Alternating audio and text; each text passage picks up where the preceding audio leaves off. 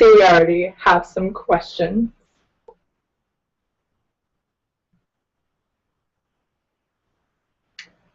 Let's see.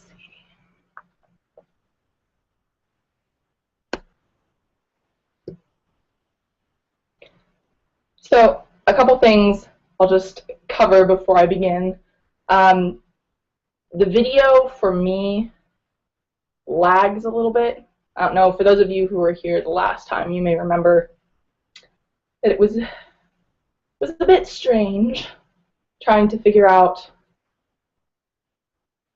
what was going on. And I think that's just what the way that they've set up the live stream, is that for me it's lagging. So if it takes me a little longer to answer your questions and stuff, that's why. Anyway, so this video, as I mentioned before, we're going to talk about, I guess we'll just start with the antagonist and the folks who follow him. I will mention, I posted in the description, but just so you guys know, I am hardcore battling allergies right now. Really, really bad. I live in the grassy capital, and it's pretty bad. So if I need to take breaks and stuff, I'll let you know, or you'll see that I am not able to breathe very well, but I think we can get through it. We'll probably go about an hour. Maybe, I don't mind going over. I don't mind going an hour and a half or 2 hours like we did last time. But we'll just see. It depends how I'm feeling, and we'll just see how it goes. Anyway, so we already have a question from Hannah. Let's see. Okay, so I thought Fanzam was the villain. Why is the antagonist Jax Vinstar? Or is he technically the hero then? So something, I guess, that's kind of crazy with these books is that there's not the good guy group versus the bad guy group. That doesn't happen in this book. It's more like the two main characters, the two kind of lead characters. You have Fanzam, who is the protagonist, and you have Jax Vinstar, who is the antagonist. They're both rather villainous. I wouldn't say one is a good person. It's everybody who works under them that you get kind of the mixture of. Some of the characters that work for Fanzam are really, really gentle-natured, really good people. For example, his best friend Zeeth. And then you just get mixtures of other characters that are a lot more bloodthirsty and violent, like Fanzam.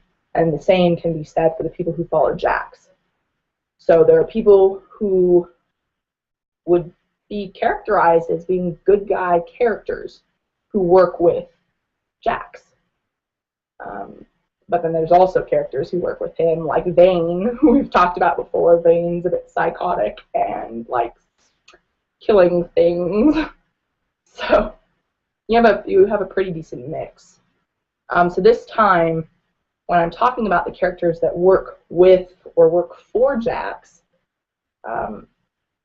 it doesn't necessarily mean that we're looking at a bunch of bad guys. It just doesn't. That's not how the book is structured. But I will be talking about people who either work for him or admire him, all that sort of stuff. And if you have questions along the way, go ahead and post your questions, and I will answer them as we go. And I will start. Well, I guess I'll just do a quick refresher on Jax, actually, on Jax Vinstar, which, I don't consider, obviously he's not a secondary character, but, and that's kind of also what we're focusing on a little bit this time, is more of the secondary characters. But I will refresh. Here's a refresh on Jax. So Jax is 42 years old at the start of this first book. He has an older brother, Mick Vinstar. Mick is 47. They both are very interested in genetics. They run this monopoly of a company, technological monopoly in this world that they live in. And Jax, as far as appearance, how would I describe him? He's a very odd character, but there are people in the book, women, that describe him as being like ruggedly attractive. And as far as like how he dresses, though, is what makes him very odd. He generally carries around like a cup of uncooked noodles. He has his brown overcoat, lots of green garments, green top hat. He's just a very nonsensical sort of character, and I think that's what makes him intimidating, because he does not come across as being a threat. Yet he is, and it's very obvious in the first book by the way that other characters act around him, that they're very apprehensive of him. Other things to talk about with him would be, what do I want to mention? I'm trying to be careful what I tell you, because obviously I don't want to give stuff away, so I'm just monitoring myself before I say things. Just again, as a refresher, Fanzam used to work with Jax. So their dynamic, their relationship was kind of a variety of, what I'm trying to say is, you had kind of the mentor relationship going on. Obviously, Jax is older. He teaches Fanzam a lot about how to use his abilities. But then you also have kind of a friendship interaction, because they both used to, and you know, it's up to you guys if you think, you know, what stuff is still happening now versus what was in the past. They did have a lot of respect for each other, which kind of helped develop this friendship. But then on Jax's end, you also have this strange, he has a strange obsession, basically, with Fanzam. He's very, I don't know another word other than just to say obsessed. He wants to know more about him, as far as his abilities. He likes the way that Fanzam operates, as far as him being very egotistical, very bloodthirsty. He finds it intriguing. Yeah, so that's Jax. It's Jax. So, and that was all kind of a refresher from the last time. So if we go to characters who work with Jax, which I don't think I talked about any of them last time, aside from Vane. I think Vane was the only one I mentioned. Which again, if we want a refresher even on Vane, he's the character that was he's a little off his rocker. Vane has been mentally deteriorated through experiments. So he gets all these injuries, but he doesn't die from them, so he's constantly bleeding, kind of like childlike behavior, childlike mentality in an adult body. But then sometimes you get the sense that he maybe has like split personalities, or he jumps between being this childlike person and then his normal self, being older, being more just sounding like an adult, speaking like an adult. So Vane, as far as physical appearance, obviously he's very creepy to look at. Other characters are pretty terrified of him, especially since they don't know how to kill him. And he never carries any weapons with him.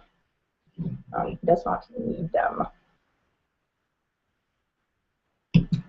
Anyway, so that's the only other character last time that I really talked about who works with Jax. But if we go to other secondary characters, so the character I think I'm going to start with is Axel. Begin with Axel, A-X-E-L. And if you're wondering, some people have asked me, you know, did you get the name Axel from Kingdom Hearts? No. I've never actually played Kingdom Hearts, and sorry to say I don't know that much about it.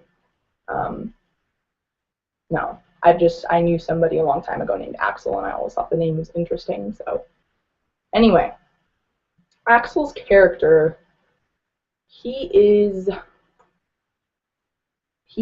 arguably is one of the most gentle-natured characters in the entire book. Next to Zeeth. Zeeth, again, is Fanzam's best friend. Axel is Jax Vinstar's sort of main commander, I would say. He rallies the group of those who work for Jax. Jax gives Axel the orders usually. Axel carries out whatever Jax wants done. And so just the fact that Axel is such a gentle-natured character I think it just makes for a very interesting interaction. Because Axel he's like Zeeth in that respect. He doesn't like the violence, he doesn't like hurting people, yet he respects Jax Vinstar so much. And I think you see that a lot throughout the story, that he trusts him, he does whatever is asked of him, even if he does not feel comfortable doing it. And so I guess I'll give you a little bit of a description so you kind of have an idea in your head what he looks like. Axel, his most unique features, he has dull gray eyes. So we've mentioned, I see a question. I'll get to the question in a second. We've seen that Fanzam, or not seen, I've talked about previously that Fanzam has the pale eyes. Okay, so as if he has no iris. And we've talked about, I talked about anybody else with strange colored eyes. Maybe Vane. Vane has red, which there is other characters in the books that have red, and it's associated with a an experiment that went on. Axel's is also experiment related. And oh my gosh, spoiler, no. So yeah, Axel has a dull gray colored iris. His hair is shoulder length blonde, but it has streaks of white in it. And it's pretty much left up to the reader in the first book what you think the cause of that is. You know, do you think it's something that he bleached? Does he bleach his hair? Is it part of the experiments as well? What's up with that? You don't find out in the first book, so I'm not going to tell you in the first book, or I'm not going to tell you in this live stream. His skin color is very, very pale.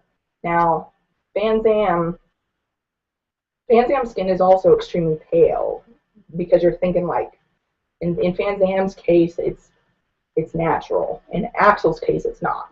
He looks sickly. He looks ill.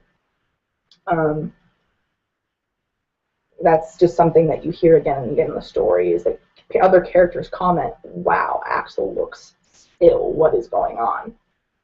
He often is described as like clutching a shoulder or massaging a shoulder, I cannot talk, oh my gosh. So you know he has damage, physical damage, which is just very, I guess ironic might just be the right word for a character that is so caring and just sort of mellow, even though he has to carry out these orders that are contrary to what he's comfortable with. Clothing, he usually wears combinations of just black and white, but he does own a solid white jacket. And he does have a code name which I'm not going to tell you because I don't think it'll give anything away for the book, but we'll just leave a little bit for surprises for the story. Again, he's Jax Vinstar's main person. So anybody else that I talk about, any other characters that I mention that work for Jax, all basically report to Axel. And then Axel goes to Jax. So you have the chain of command sort of thing. And many of the characters that work for Jax are doing it because they care about Axel. They're doing it because they admire or respect Axel, not necessarily because they, there's one character I'll go over who thinks Jax is crazy and oh my gosh, more people are showing up. This is so exciting. Welcome. Oh, we can use our name now, our Zam fans. Yeah, that's what I came up with. Zam fans? Welcome.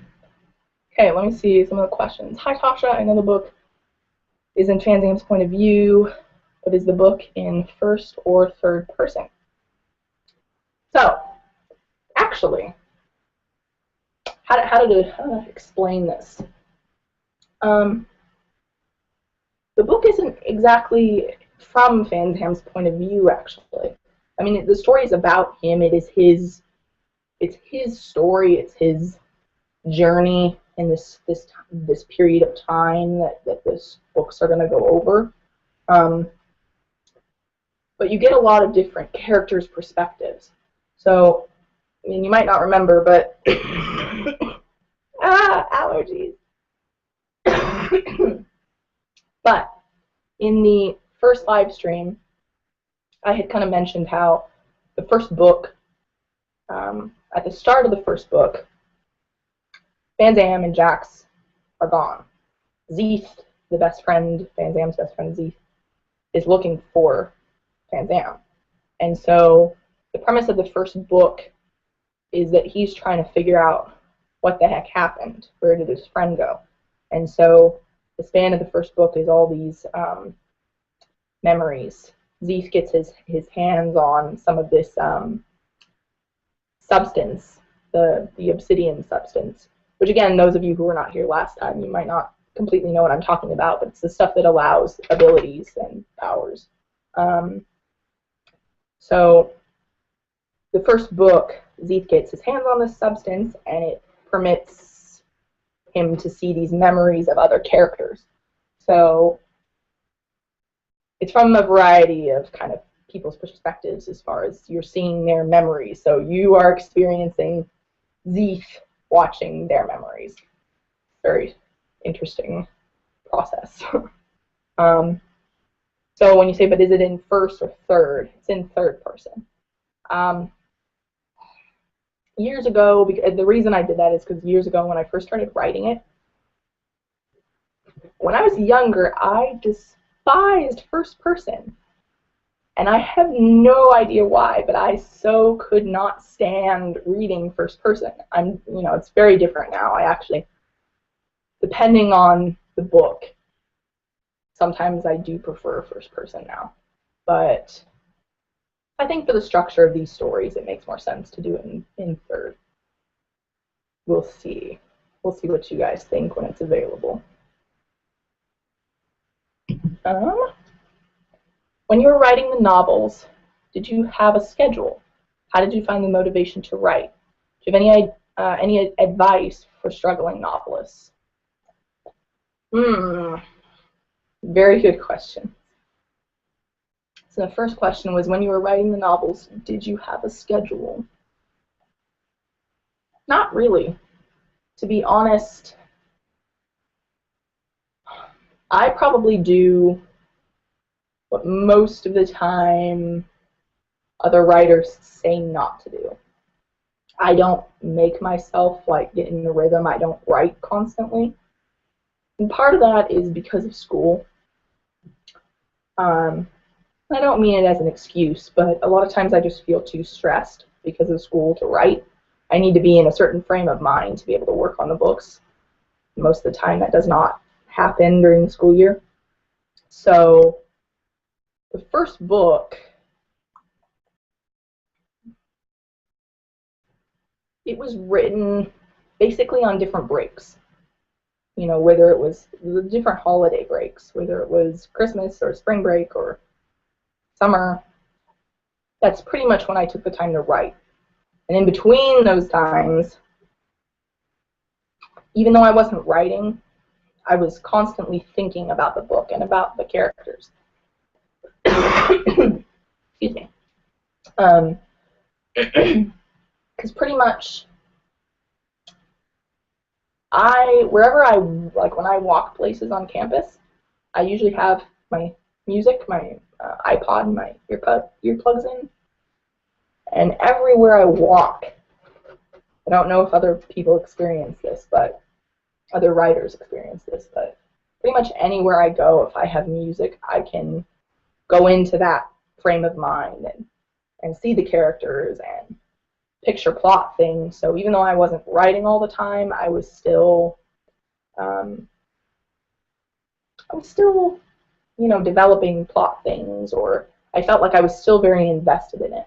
So it wasn't like, oh, I have this huge break where did I leave off? What was I doing last? I still felt very connected to the story. And then, so how did you find the motivation to write? And that's the thing, is that I was only writing when I felt that it needed to be written. So very, very rarely with the first book, did I feel like I needed to motivate myself or I needed to force myself to write something. I usually just waited until it was like, oh, I have to write this down. This, you know, it's just begging to be written.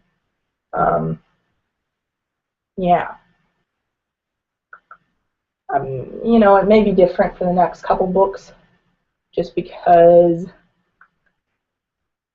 I guess it just depends where I'm at in my life. You know, if I'm doing more schooling stuff or if I'm working or whatever and figuring out how to go about writing and having more time to write. Because the way that I wrote the first one, I don't think it's ideal. You know, I don't like feeling so stressed that I can't write. I would have rather been able to write more, but then maybe I would have had more issues with motivation. So I will keep you posted on that. We'll see how that goes going forward. And do you have any advice for struggling novelists? I would say, I know again and again there's advice about, you know, make yourself write, even just for a few minutes a day. And I think there is validity in that. But I also think, for me personally, to be able to mix it up with things that help you feel connected to your book, even if you're not doing the writing.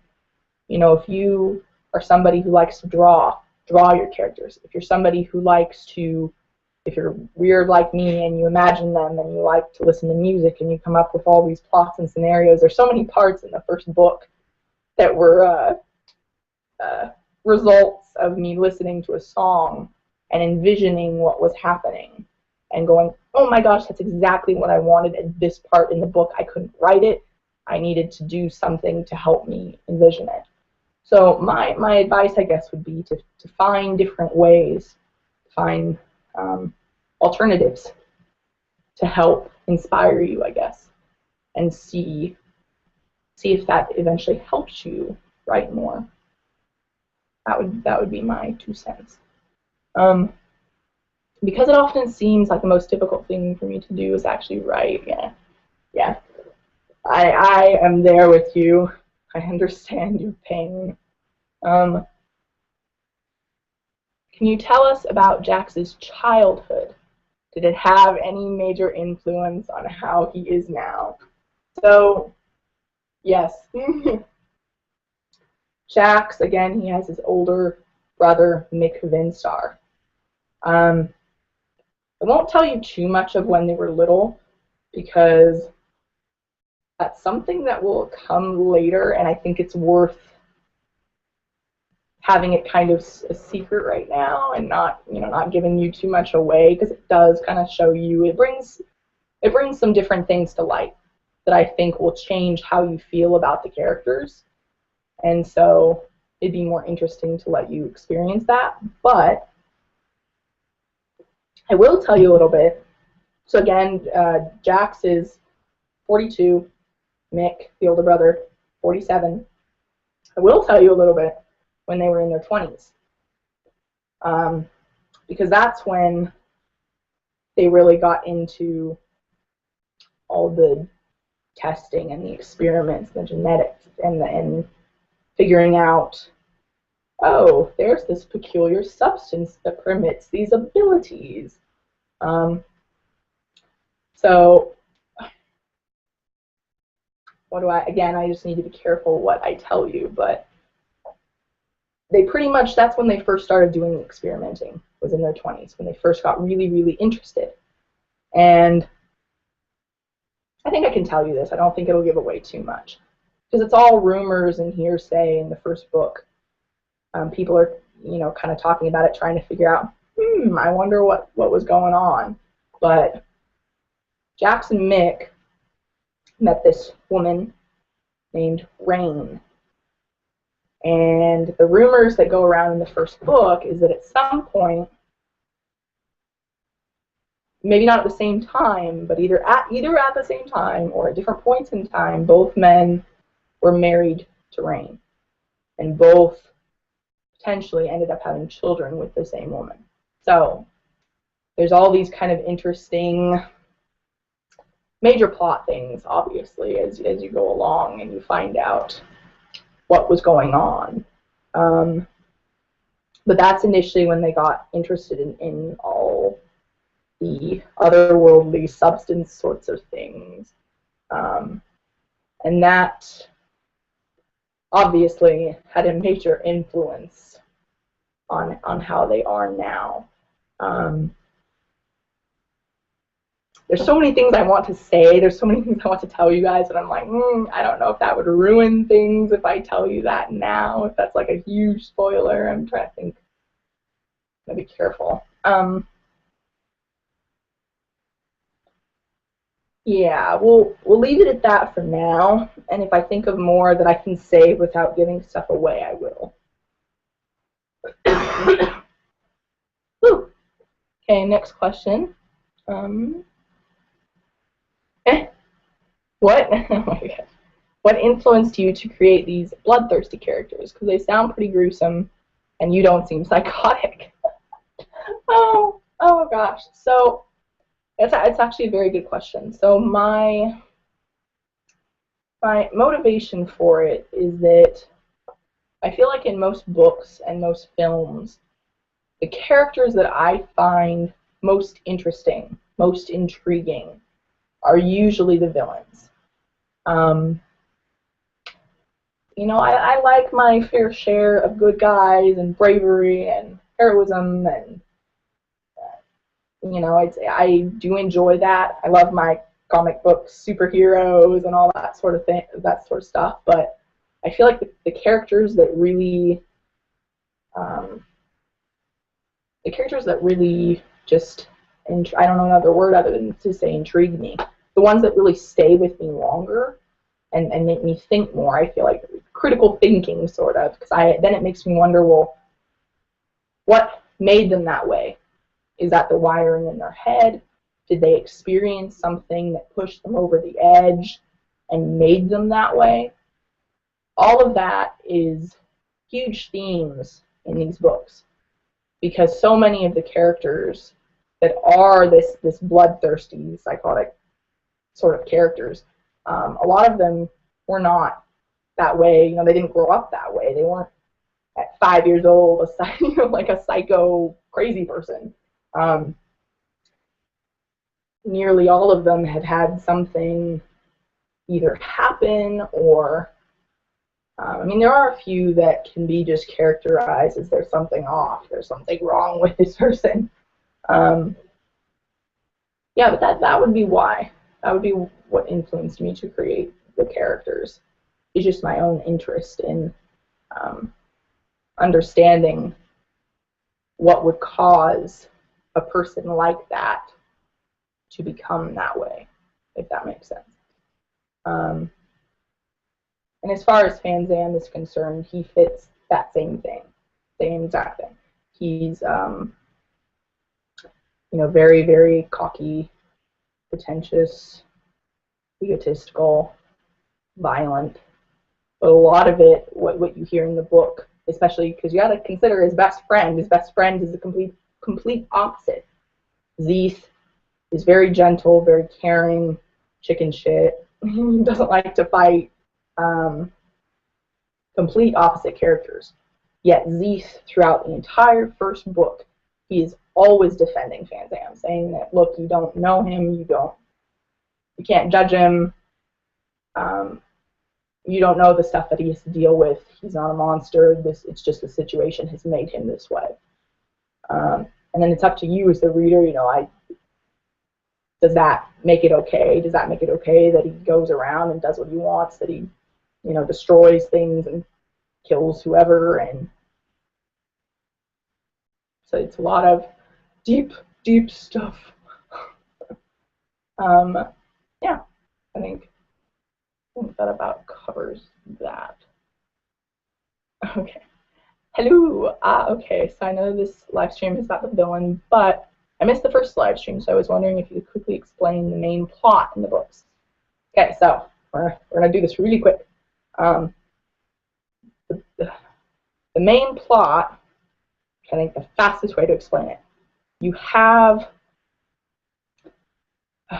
let's see, it's basically, you have these different dimensions. You have people with abilities.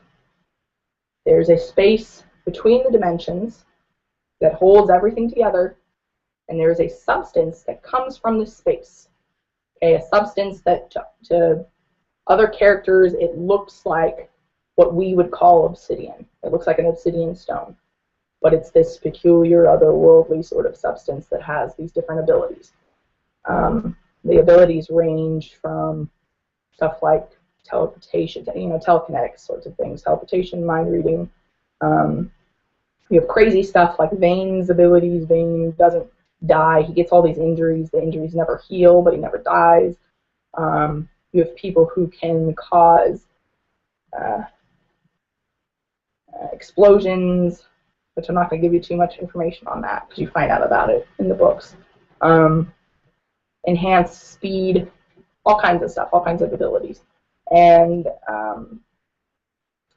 the premise of the first book is that the two main people that kind of cause everything to happen, you have Fanzam and Jax Vinstar.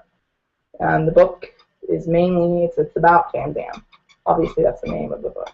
And so you have all these characters that work under them.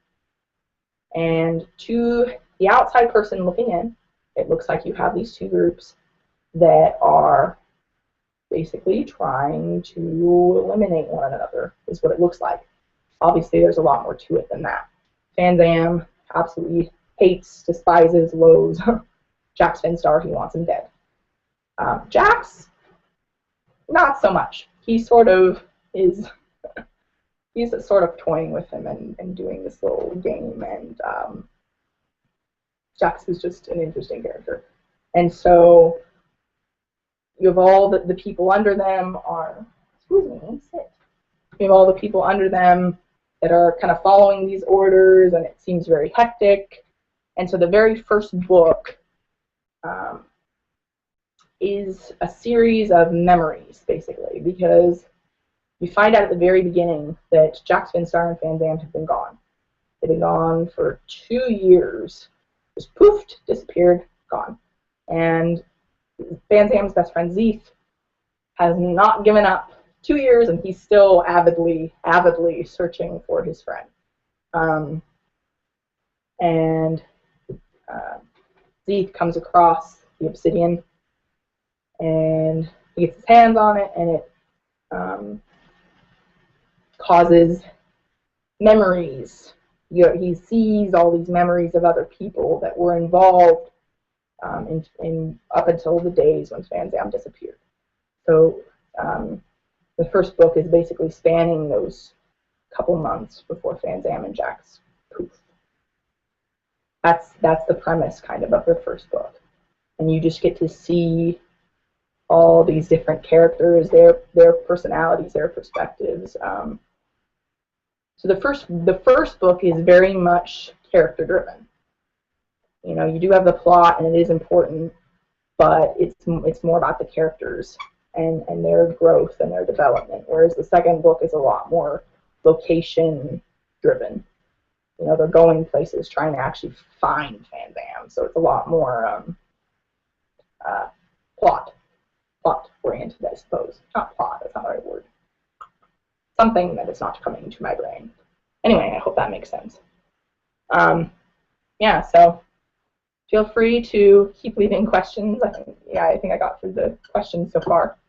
And I will continue going on with some of the other secondary characters that work for Jax.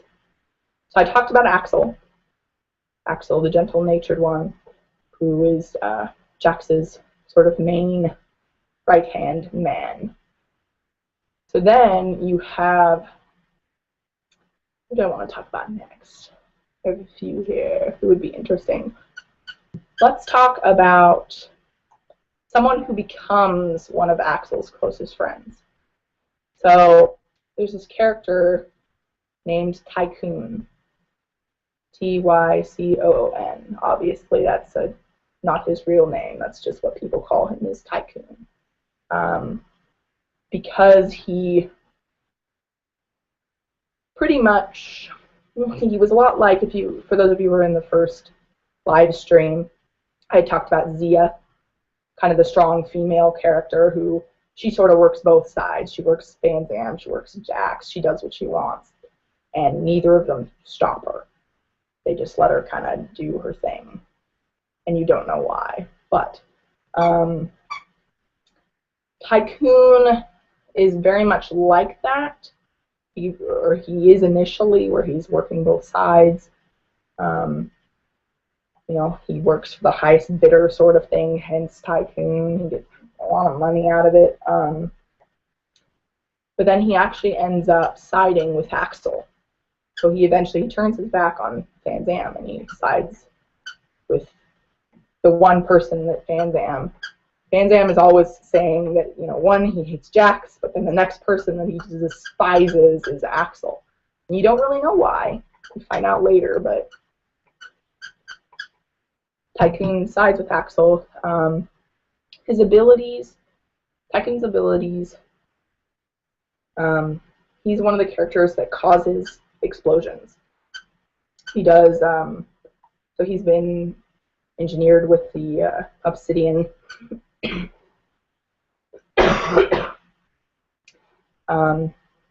does stuff with sound vibrations, with explosions, and he has a shield-like flesh. So what I mean by that is that the last live stream I had mentioned another character. For those of you who remember, his name was Frey. There was Rin and Frey, the two that kind of work together. Frey is the character who has the bone shielding, where the bone literally grows out of his skin, tears through his skin, and can be used as a shield, but it's also extremely dangerous because it heals so slowly. Tycoon is basically an enhanced version of that, where Jax was able to figure out a way that, oh, you know, screw using bone as the shielding, we'll just figure out a way to enhance flesh itself and make that the shielding. So Tycoon is pretty much a match for Fanzam, as far as Fanzam cannot, his abilities, the weapons that he uses the obsidian blades, don't break Tycoon's skin. So Tycoon is not only Axel's friend, but he also becomes like his bodyguard. Because the interesting thing with Axel is that nobody knows what his abilities are, or if he even has abilities. Axel just seems to be leading everybody, but he doesn't seem to have powers, or nobody knows what they are. He just is always looking weak and, again, ill looking. So Tycoon ends up becoming his bodyguard.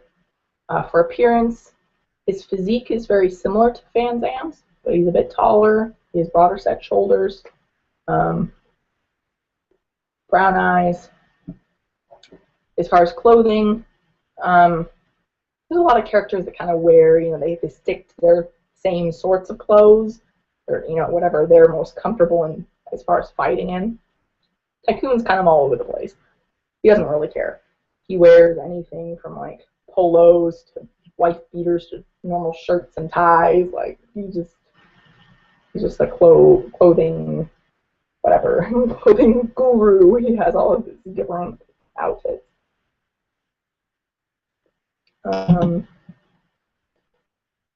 Yeah, so I think that's the main thing. So as far as Tycoon is concerned, he he is pretty vocal to Axel that Tycoon does not particularly like Jax or Fanzam. He's not. He's like, these guys both are psycho. Why are you working for Jax? Is what he would ask Axel. Tycoon would say to Axel, what are you thinking? Like, Jax is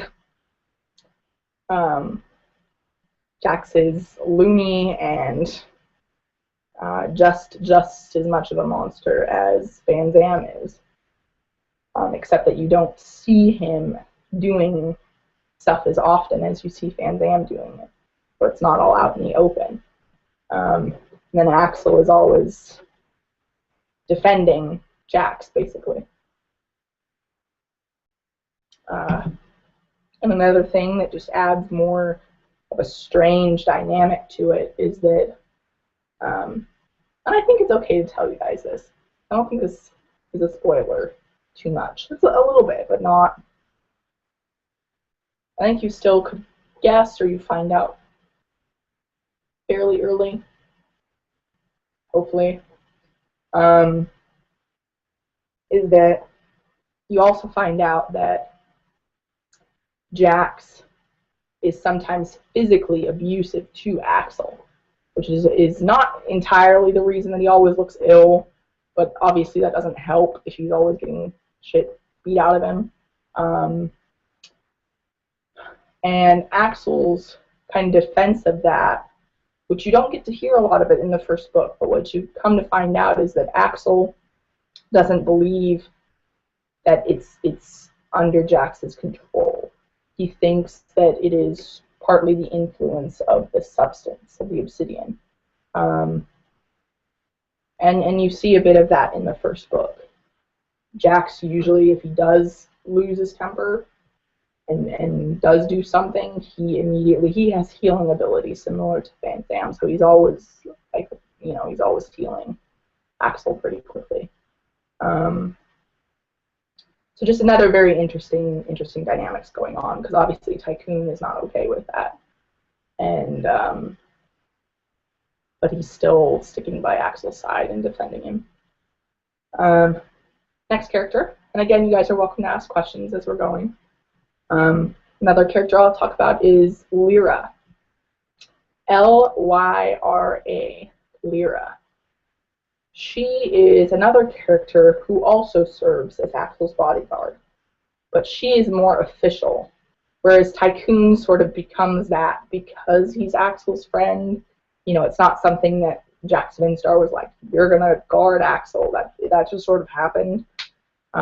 Lyra is kind of the official bodyguard. She's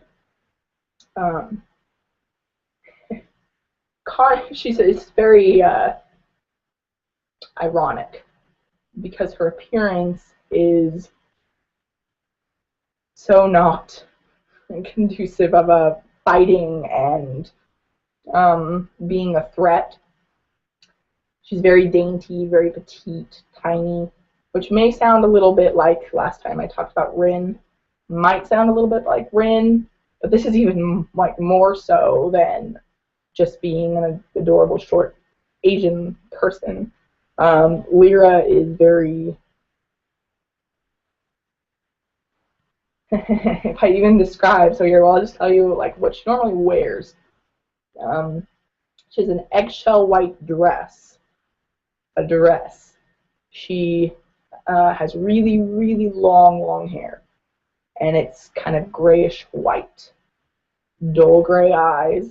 Oh, who does that sound like? Axel.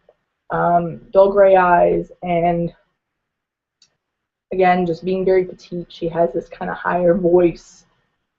So she just does not look like somebody who would be a bodyguard. But her abilities, she has enhanced speed, which is similar to Rin, but then she also has this ability that she can put people to sleep.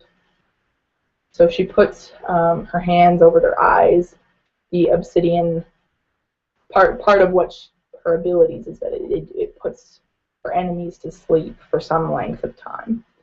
Obviously, the more powerful the enemy, the time frame is much shorter. So for somebody like Fanzam, if she puts Fanzam to sleep, it's not going to last very long.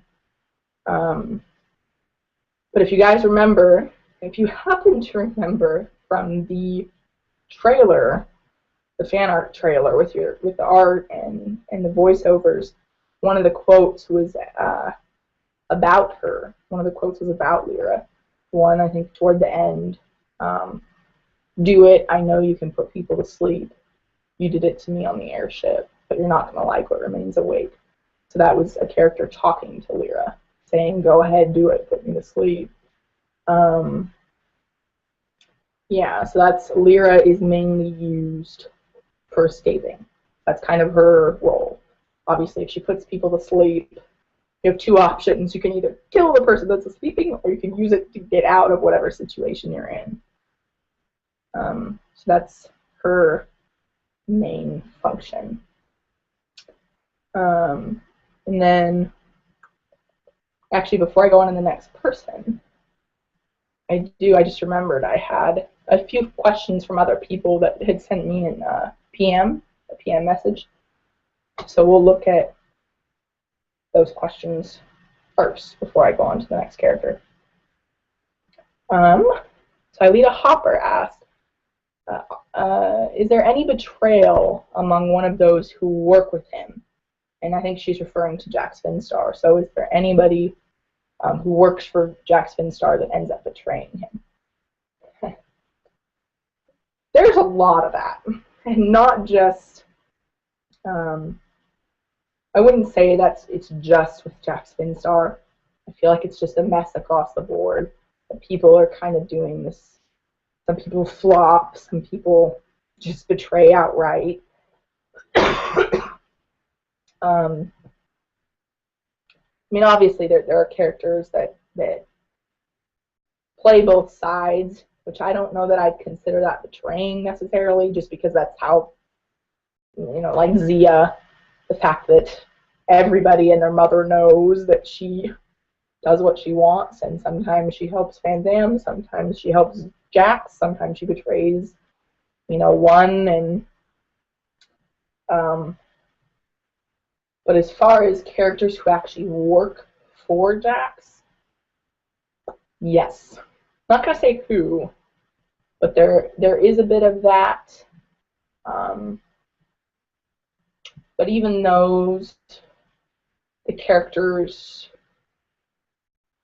I can't. Yeah, I'm not gonna. It's gonna give away too much. I can't go there. But yes, just know that betraying and obviously loyalty is very important, because otherwise, who can you trust if you're trying to accomplish something and you have everybody, doing flip-flopping and that sort of thing? So it does become an issue. Jax doesn't take very kindly to it. He's probably not the best person to betray. he doesn't like that very much. Another question was, is there any epic fight throughout Fanzam, so throughout the first book? Is there any epic fight? There are lots of epic fights, I would say, that go on in the first book. Again, because you're seeing a lot of the memories.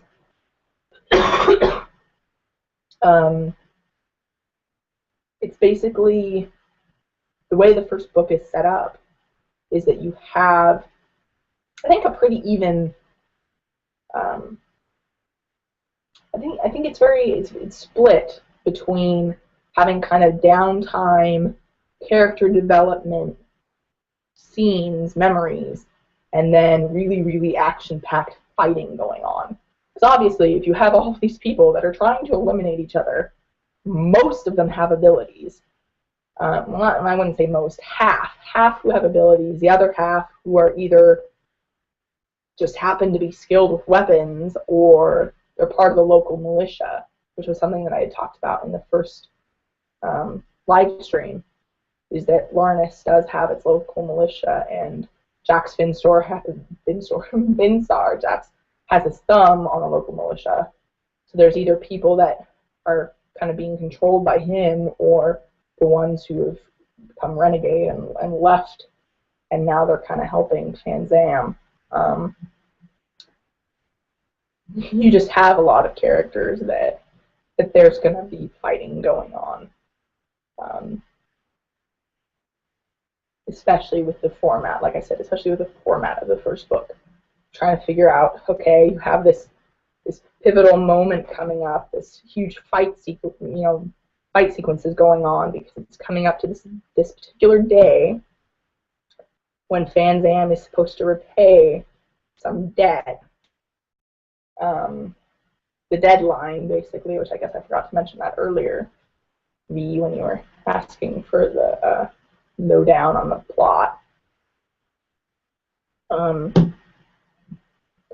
That the entire premise of the first book was leading up to, okay, Fanzam has to repay some debt. He doesn't know what the debt really is. He doesn't know what the debt entails. But he has up until this time period to do it, and he doesn't want to repay it. So he's, doing his thing and refusing to cooperate with Jax.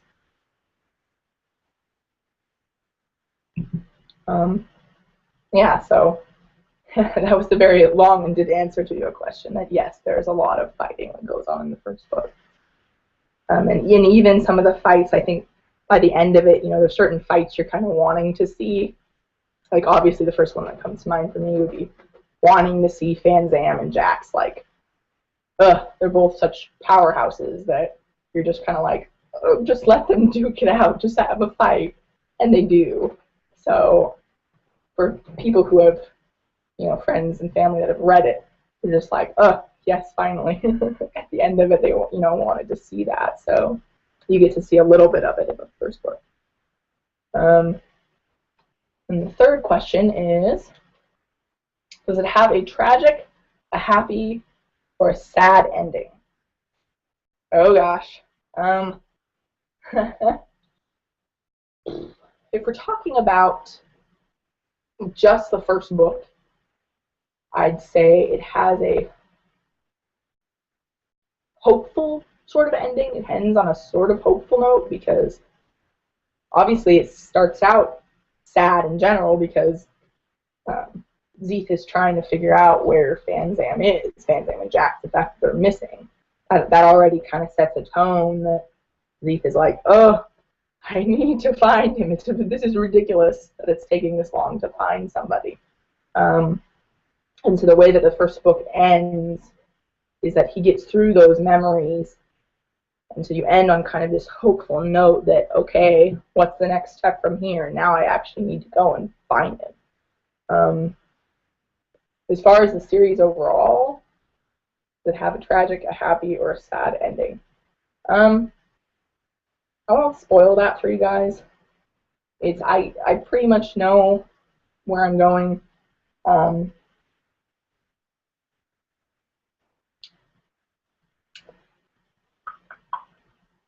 Obviously, there's going to be elements of it. I think it's understandable that there's going to be elements of it that are sad. There's elements in the first book that are sad. It's just like, no.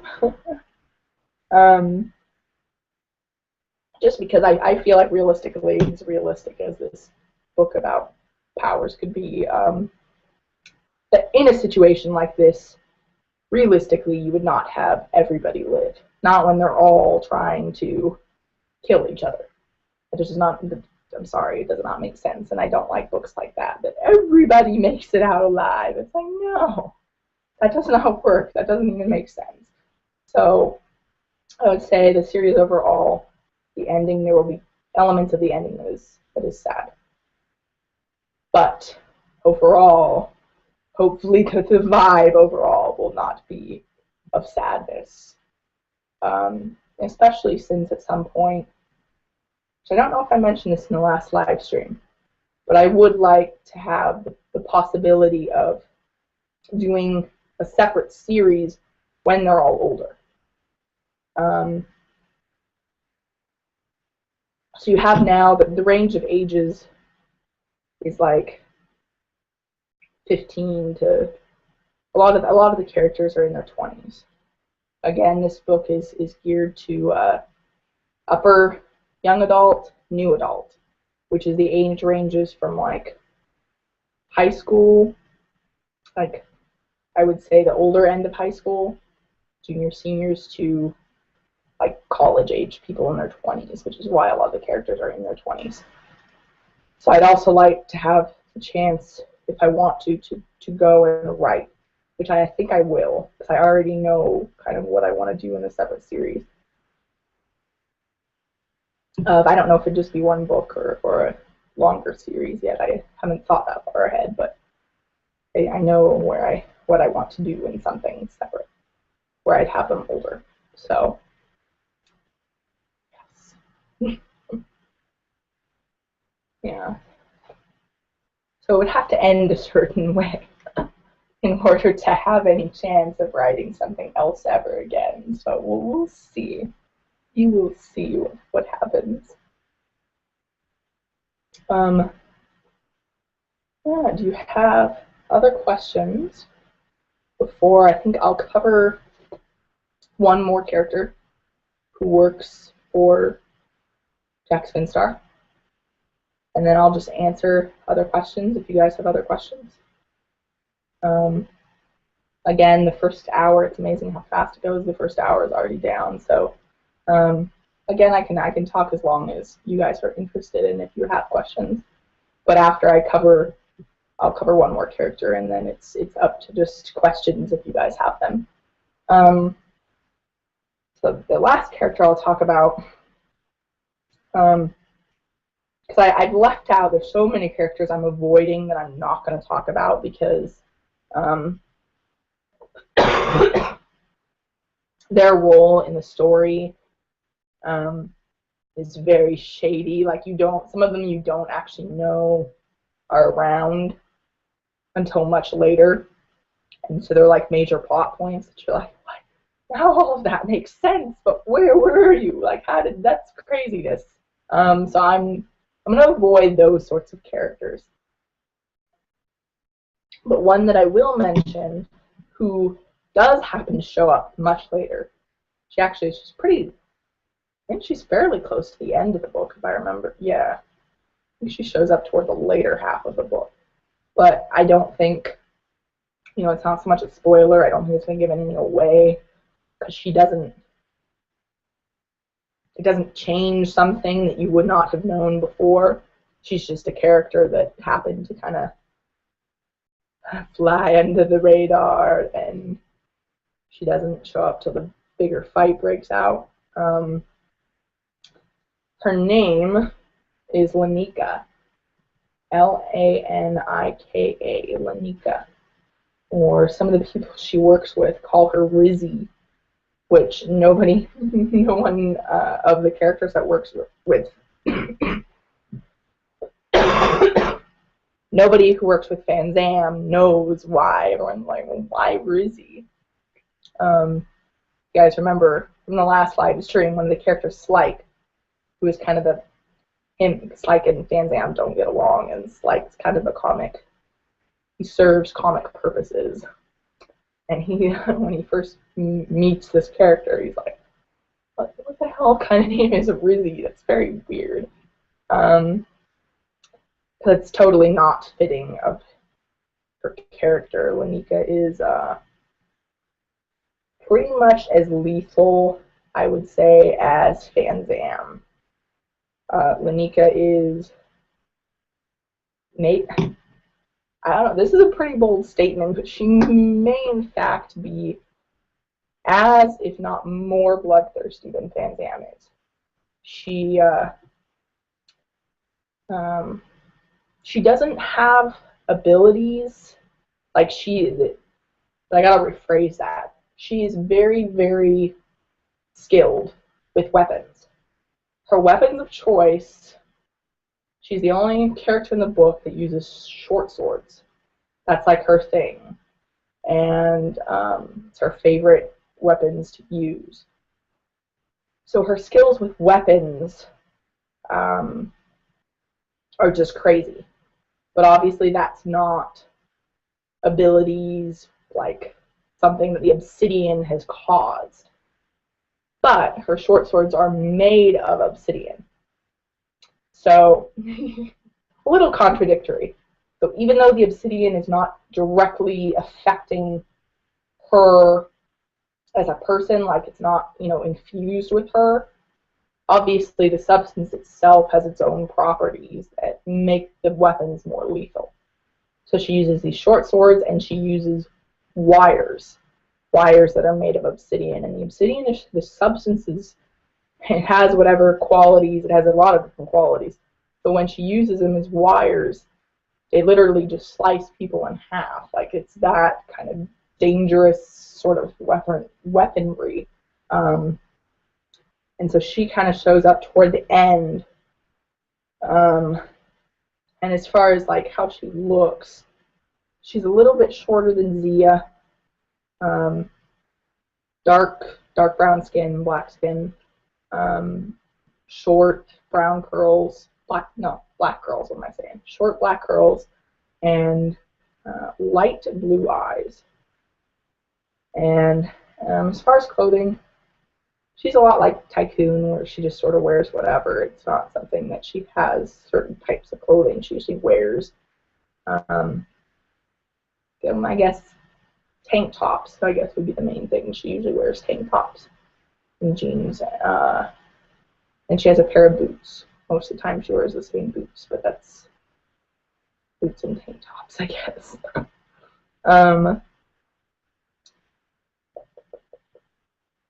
Yeah, and excuse me.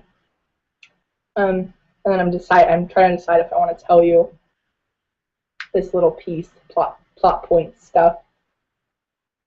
Yeah, I don't know how to do it without, I don't want to give stuff away, but there was a character who was in charge before Axel. There was a character in charge before Axel who was friends with Fanzam. And for all intents and purposes, he is dead, this other character. And Lanika was basically his apprentice, per se. Lanika learned from him, trained from him. So when you meet her, she's a very, very bitter person. I mean, you can get the feeling even just from the first book that maybe she, it was either major respect she had, or it could have, romantic feelings. There's something there because she's so still bent out of shape. Even though, it's not like this character died yesterday. It's been dead for a little while, and she's still a mess. And so that character is like the only person she really cares about. And so she's sort of this rogue, this little bomb that's going to go off of a character toward the end, just because she's not so stable. not so emotionally stable. On top of being bloodthirsty and lethal, and it's not a great combination. But she takes orders also from Axel, but obviously she's more distant about it. She's not, she just sort of does it, but you can tell it's more hollow. She's not really as invested in it. But she becomes, obviously, because she only shows up at the end of the first book, but she has a much bigger role in the other books. And she's just a very interesting character to write for, which is why I wanted to bring her up. Even though she doesn't show up till later, I think she's just, she interests me, she intrigues me the way that Fanzam does for me to write. So figured I would share a little bit about her as well. And do you guys have any other questions? I will hang around a little bit.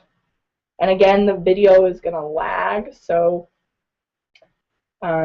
you'll see me maybe sitting here for a second, not doing anything, waiting to see if anybody posts, even though you may have already posted a question, if that makes sense. So I will wait a little bit and see if you have any questions, or if there's anything else in particular you want me to talk more about. And at this point, it doesn't have to just be stuff with Jax Vinstar and the people who work for him. It can be broader. I can talk about Fanzam's group. I can talk about dynamics between any characters that you're interested in. Because I know the last time a few people were asking about Ren and Frey. So if there's other if there's other dynamics like that that you're interested in, I can talk about anything you like.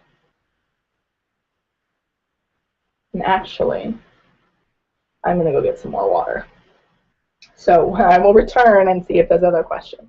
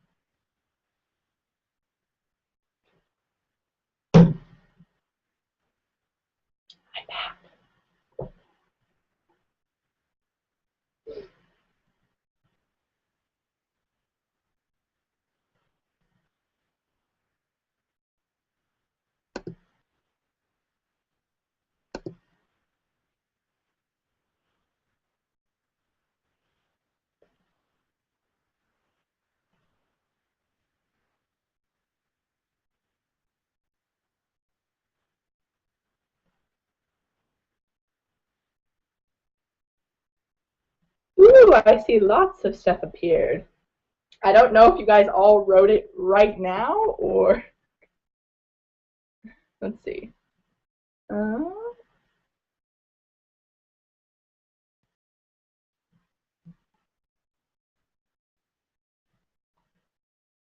Okay, let's see. Okay, so I'll just start. I'm like skimming through all the questions. I'll just start with the first one and not like read them all in my head. So let's see. Where was it? Okay. Sorry, I'm late. It's no problem. If your first book were to be made into a movie, who would you choose as a director and why? Oh my gosh. Who would I choose? It's funny that you asked this because I can't remember if I mentioned it in the last. Did we talk about this in the last live stream? I don't remember. But originally, I might have said this, but I'll say it again. I originally envisioned these books, this series, as a film, but I had no idea when I was younger. I had no idea how to write a screenplay. And I was just like, you know what? These would, I think, make good books, so I wrote them as books. But in my head, when I'm envisioning stuff, before I write it, I'm envisioning it as a film. So as far as, it's very fitting that you asked this question. Let's see, oh my gosh. Who would be the director? That is such a hard question.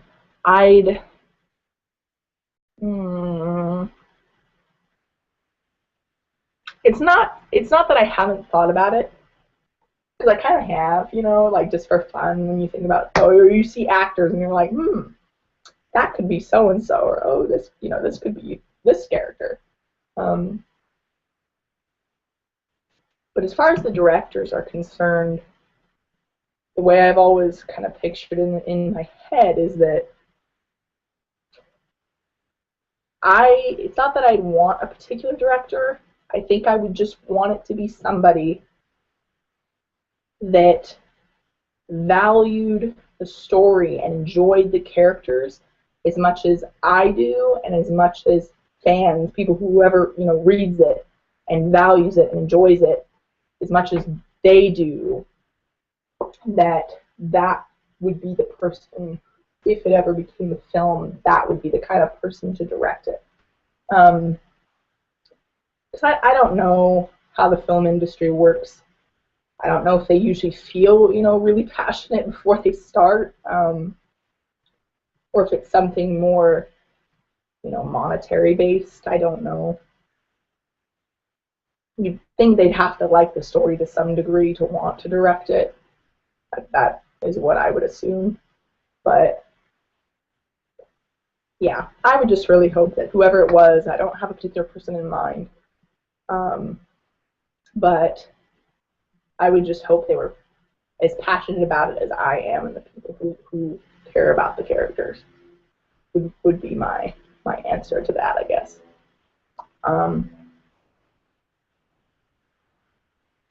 Because I guess, yeah, I'm trying to think of some people, but I really can't. There's all kinds of films that kind of feel like this.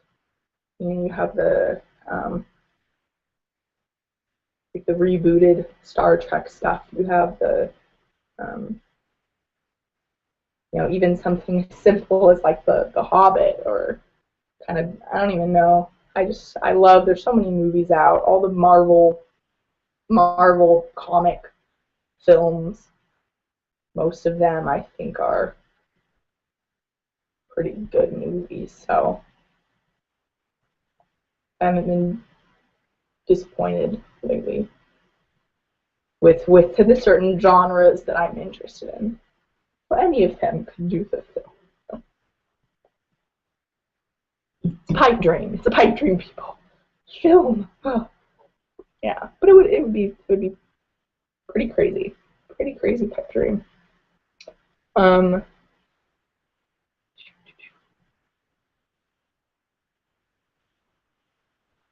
Oh, did I skip? Just kidding. I guess I skipped a question. My bad.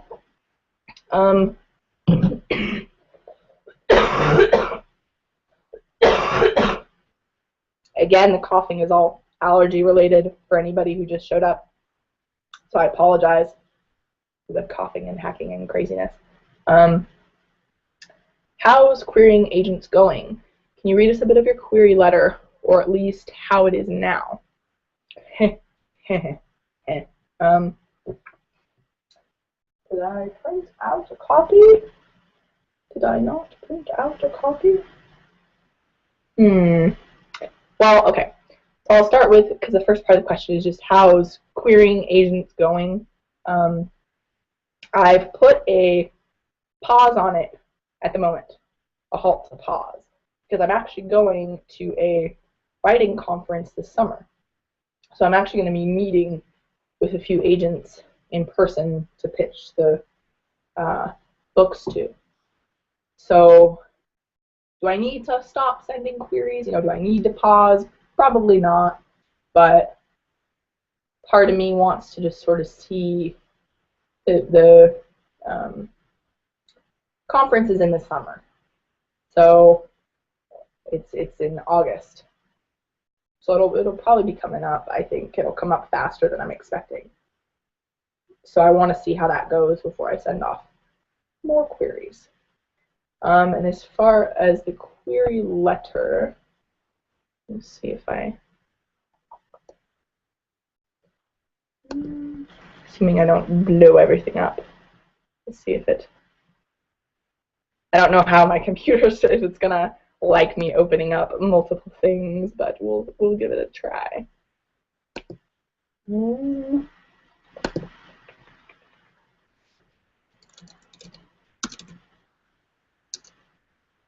Query letter.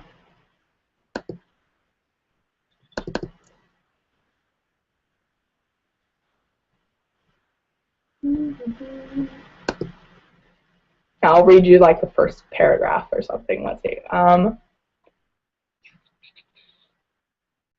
you have the opening, the general opening of Dear Mr. or Mrs. or whoever. You want to make sure that you address it to somebody specifically and not just do generic letters. So start it, however, to make it more personal. And then it just says, 19-year-old Fanzam is a talented superhero who on occasion seems more like a villain. Fanzam has a debt to repay, a debt that has pitted him against his own mentor, mad scientist Jax Vinstar, with the help of an otherworldly substance. This substance has transformed Fanzam into what he is today, blind, psychic, and seemingly uncaring about the lives of his followers. Fanzam is a new adult fantasy science fiction crossover of approximately 85,000 words in length. Blah, blah, blah, blah, blah.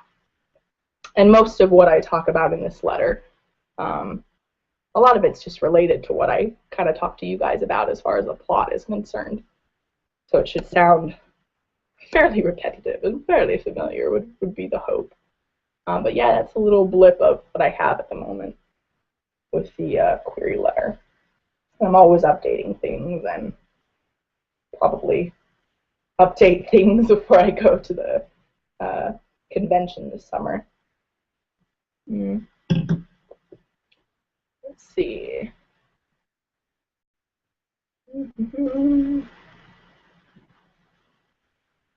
Oh, so, and it's asking, how did you come up with the names?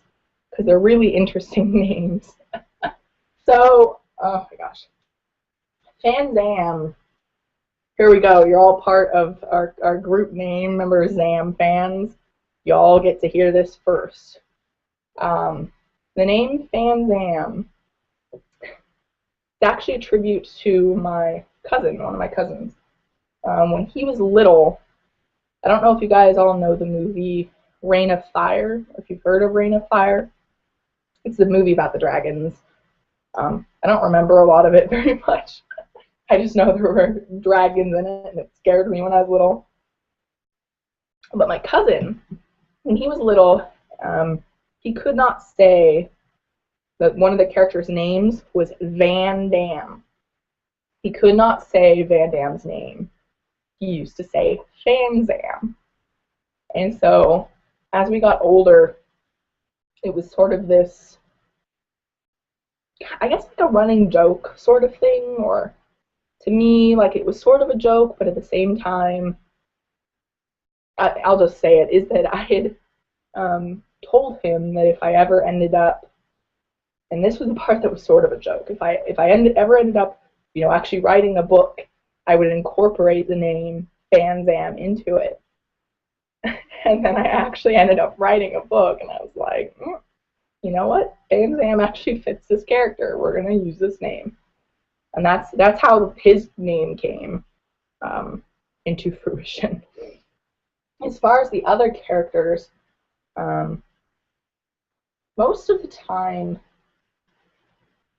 how do I go about naming? It's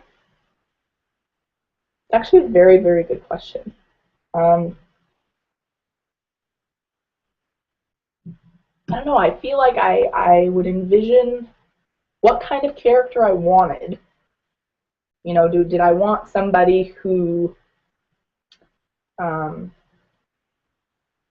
I want a character who was really,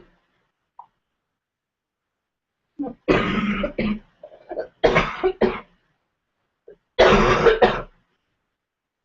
me, did I want a character who was really, you know, sweet, or did I want a character who was kind of a snitch, or do I want somebody who, you know, like Fanzam, who's just whatever he is. Like, I would envision the kind of character I wanted, and then, I don't know if this is normal for people, but I just sort of have a name once I envisioned that character and envisioned how they behaved, how they acted,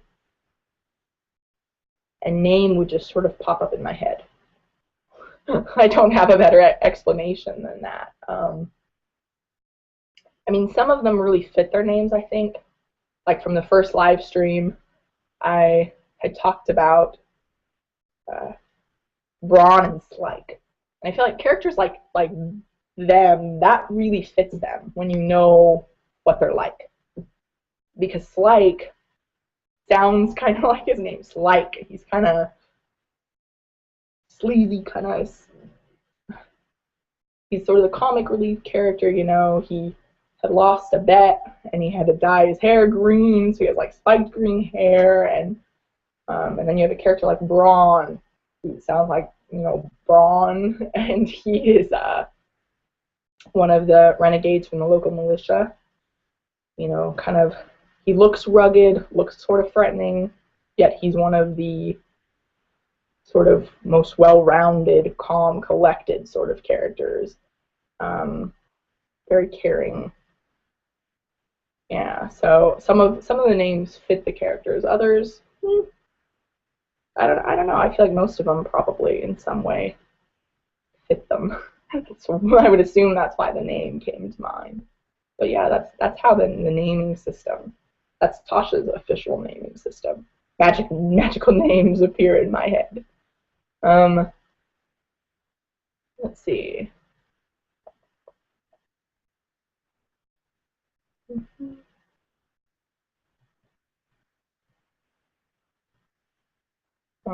Yeah, so Tori had said thanks for the writing advice. I had some trouble with school, taking up my time and motivation to write as well. It's good to know someone else is like me. I hope to write more now. Yeah, you're very, very welcome. I think most writers, I don't think I've ever heard a writer that was just like, oh, no problem, I always have time to write, I always have motivation to write. I think it's something that anybody who writes or wants to write struggles with, is having the time and motivation to do it.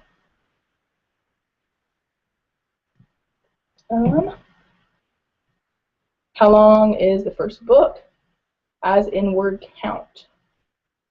And did you divide it into chapters with names or just numbers? How many chapters? So the first book is, let me open it up and look at the word count. Let's see, that seems the most efficient way to do this. Word count, official word count, as of right now. Obviously, it's subject to change. But the word count is exactly 85,089 words. 85,089 words. That's the official word count.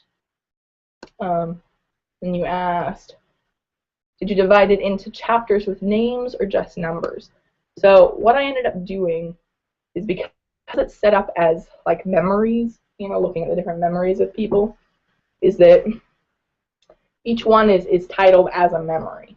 So you get, you know, memory 1, memory 2, blah, blah, blah, blah, blah. And in total, there are 22, which is very, very, like, coincidental. I didn't do it on purpose, and I should tell people that I did it on purpose. Oh, I'm such a genius. No. That it's strange because since the 2 years have passed, like, again, if we go back to the structure of the story, Fanzam and Jax, since they've been gone for 2 years, it would actually make them, that in that time, that present time, would make Fanzam turning 22.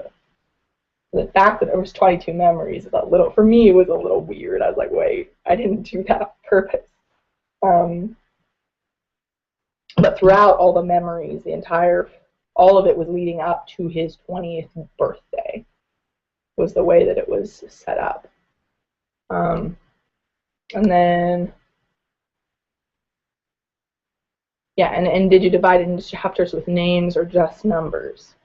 They all have names, so it's like memory, whatever, and then the name. So like this one I'm looking at, it says memory 22. The title is Murky's, M-U-R-K-I-E-S. Murky's is a place. It is a shop, a location. So a lot of times I put in, they're not like long titles. It's usually, see, I think it's at the most maybe 3 words. So usually I try to stick to like 1-word titles. I don't like having super long titles. And then included with the titles, you get a little blurb.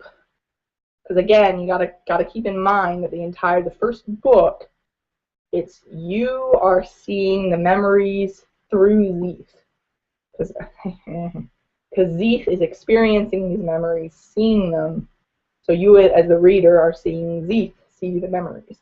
So at the beginning of each of these chapters, in addition to the memory number and the title or whatever, you get a little blurb from Zeeth.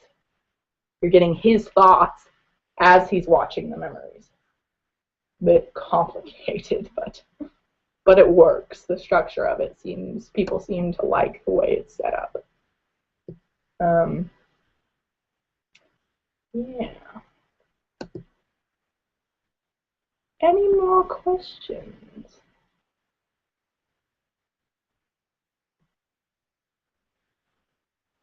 I can't tell if it's like, can't tell when it's loading, if it's just, it hasn't like loaded the comments, or if there aren't more questions. I'm always staring at it like, is there more? And I haven't seen, and then I'm not seeing them, or they're not showing up yet. So I'll give you guys a few minutes to post more questions if you have them. If you have more inquiries, if you want me to talk about something else.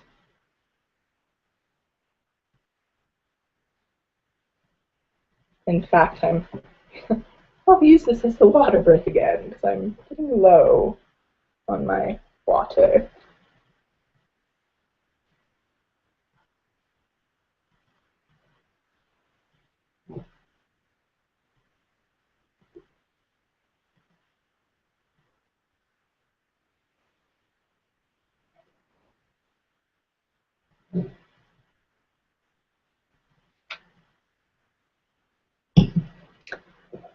I am back.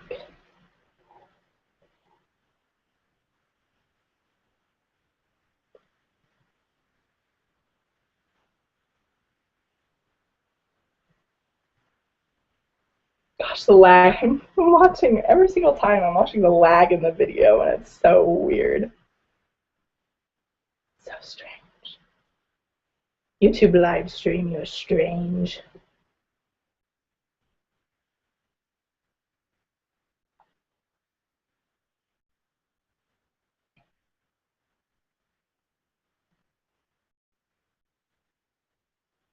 Any more questions? Any more questions?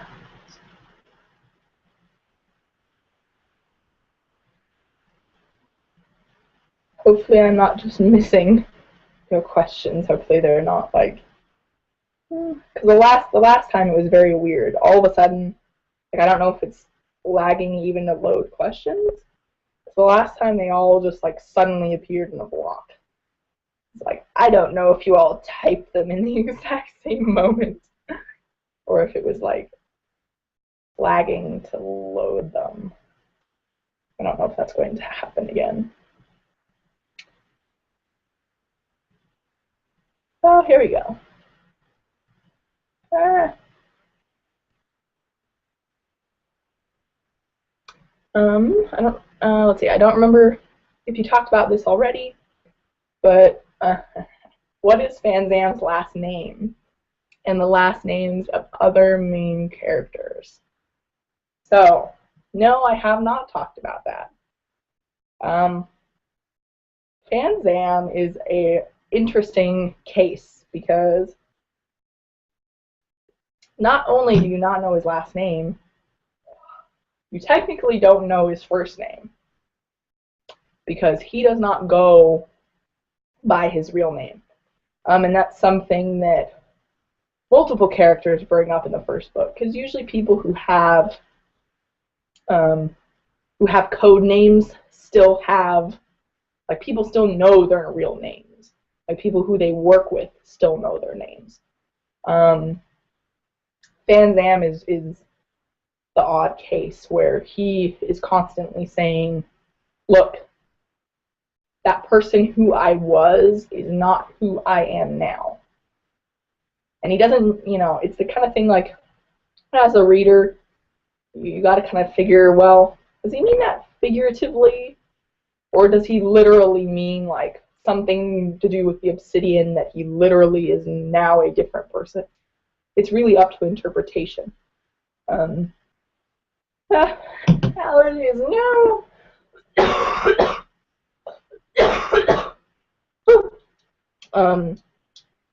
Yeah. So that's like a running theme throughout the books, is that you don't hear about his last name or his first name. But for instance, like Zeeth, I'll give you a few of them. I won't give you all of them, but I'll give you a few of them. Zeeth, his last name is Muller, M-U-L-L-E-R, Zeeth Muller. So in his case, Zeeth is actually his real name. So the interesting thing with a lot of the characters in the series is that you have this really obvious mixture of names that we are familiar with, you know, normal names like Joey, or I can't even think of any off the top. I'm trying to think of characters in the book that have normal names. Aiden,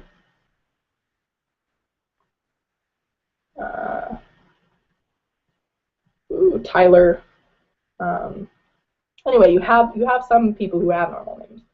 Then it's very, very obvious that you have this mix also, though, of names that are their real names. They're not code names, they're real names, but they're totally not anything that we would ever use as names. Like, they obviously sound made up.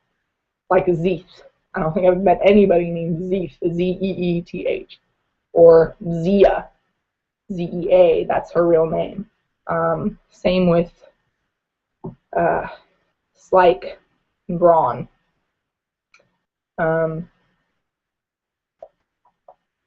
Which now that I've met, I'm trying to think if I don't know if you actually learn their last names in the first book. Everybody's so hush-hush about it because, you know, it's the whole point of trying to, even though they're using their real names, there's still some form of secrecy by either, like, disowning your last name, not literally, but enough so that it makes it harder for other people to find you.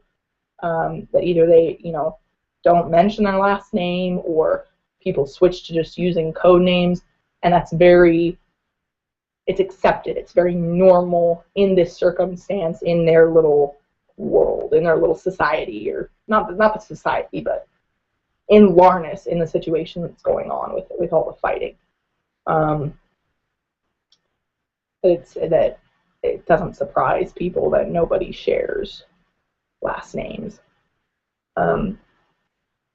except of course Zeeth. Which Zeeth, I mean, it speaks volumes to his character, that he's extremely trusting, and so that he never really felt like he needed a code name. He never felt like he needed to not use his last name, just because Fanzam always looks out for him anyway. Even though Zeeth actually talks about in the beginning of the first book, as he's reminiscing on the past, and he mentions that Fanzam had told him at one point, you need to give your, get a code name. You need a different name. And Zeeth's response, can I remember this word for word? Probably not. His response was something like, I don't need a code name because I don't have people, basically I don't have people to protect. You're protecting the people I care about. So there's no point in me having a code name, which afterwards, Zeeth, as he's reminiscing on this memory, feels very, very guilty about, because obviously Fanzam, the other person, the person that he does care about aside from family, which he does have family. You do get to hear about that in the first book. Zeeth has family members, and Fanzam was the one protecting them and relocated them. So Zeeth ends up feeling guilty as he's thinking about that memory, because yeah, his family members were safe, but the one other person that he cared about that he never thought he needed to necessarily protect was Fanzam, and Fanzam's the one that goes missing. So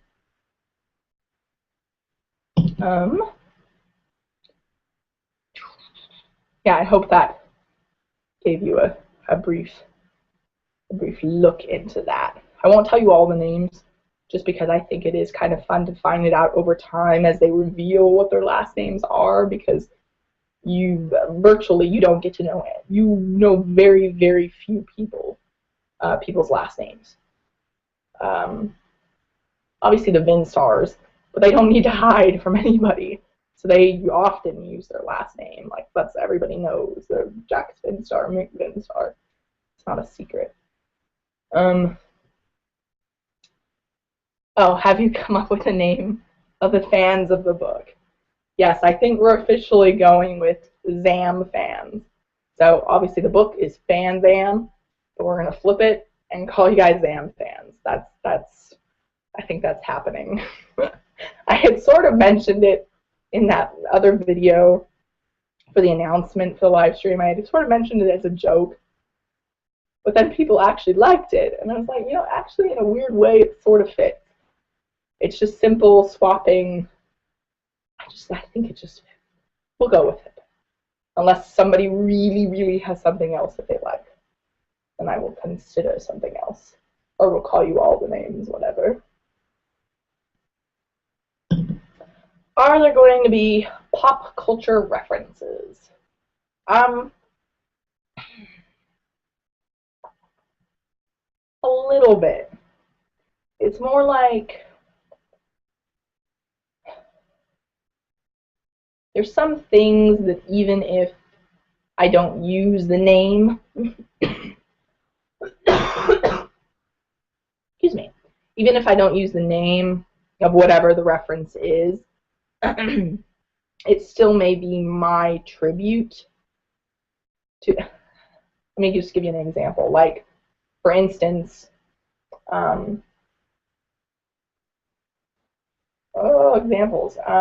Like, the first thing I guess that comes to mind would be with Zeeth, and the fact that he has this scar, the scar that goes across his face from the corner across. And that, even though it's not a direct reference, the whole reason I did it was my way of doing a tribute to the Joker. Because the Joker, Heath Ledger's in particular, his portrayal of the Joker, was just very, very powerful to me, I guess, with what I'm writing, with the kind of characters that I'm writing about, for him to create that persona and have that kind of acting presence was really impressive to me. And so, yeah, even though it's not like a direct, I guess, to answer your question, yes, there are references, but they're not direct. Most of what I reference is pretty indirect, and I may not say it. It's just sort of in there as hints. So it may be fun just to see, when people get the chance to read it, to see if you guys catch, like, little things that I have in there, like what is that a reference to, or what is that a tribute to, I guess. Yeah. Yes. So here we are at this moment again. If there's any more questions, I'll continue to answer. We'll go clearly. We're going till 3. We're gonna just say, like the last time, we ended up doing 2 hours last time, so we'll make it 2 hours this time. Which I think this time I spent more time actually talking about the characters. I think last time it was pretty question heavy, and this one I spent a lot more time talking about Jax and Axel and Tycoon and Lyra and her little dress, her dainty ability and putting people to sleep.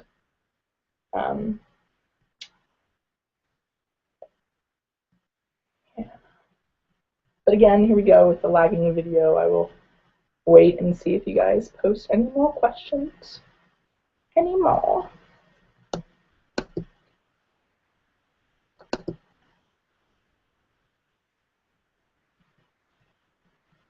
No questions. Oh, and actually, while I'm waiting to see if anybody has any more questions, I will do a little shout out for the new Twitter account that I made. It's specifically for these books. So if I'm not a huge Twitter user person, but I think the more I get into this, I will use it more. If you're interested in that, I posted links in the description. And what I'm planning to do is I'm going to mainly use it for updates for the books, little updates. Once it gets a little more momentum, I will probably post like little snippets of things from the books, whether it's, you know, little, I don't even know, not secrets, but stuff to share, things that we may be interested in. I could share character quotes, I guess. I don't know, I hadn't really thought about that. And I don't know if that would be a good idea, but I could. I'm planning to share artwork, the fan art. I'm going to promote fan art on there. And questions. That was the other thing I was trying to, I'm like, what was the other thing? There was something else. And from the live stream, with the questions you guys have asked, if there were questions that I can answer in really short tweets, then I will feature the question on Twitter and answer it also on Twitter in addition to answering it in this video. So, yes, long explanation short. If you are a Twitter person and you want more extra tidbits on the books, the link in the description would be the place to go. And like I said, it's off to a little bit of a slow start at the moment, but I think as we get the ball rolling, I think as the Zam pans congregate and we all start interacting more, I'll share more things on there. And I'm still getting used to the Twitter interface anyway. It's all very new to me and strange. Yes. Okay. Any last minute questions? Any last minute questions? Okay, really quick, I just realized my dog, the water bowl is empty. I'm gonna fill up her water bowl, and then I'll come back, see, it's taking like 2 seconds, and I'll see if there's any more questions. I'll answer them.